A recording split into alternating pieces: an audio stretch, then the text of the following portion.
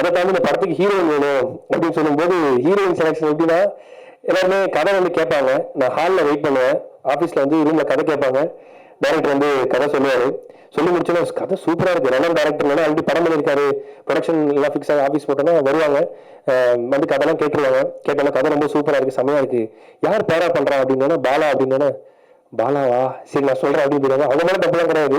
So இப்படி வந்து ஒரு ரிஜெக்ஷனாக போயிட்டே இருக்கும்.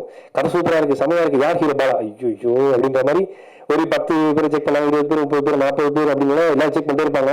நான் தான் கதை சொல்ற ஆரம்பிக்கும் போது நான் வரமாட்டேன். சொல்லி முடிச்சதுக்கு அப்புறம் தான் ஹாலில் வெயிட் பண்ணுவேன் என்ன சொல்றாங்கன்னு பார்க்கறதுக்கு. அப்படியே ஒரு 50 பேர் ரிஜெக்ட் பண்ணிட்டாங்க. அவங்க மேலே தப்பு இல்லை. ஸோ நம்மளும் அவ்வளோ பெரிய ஆள் இல்லை.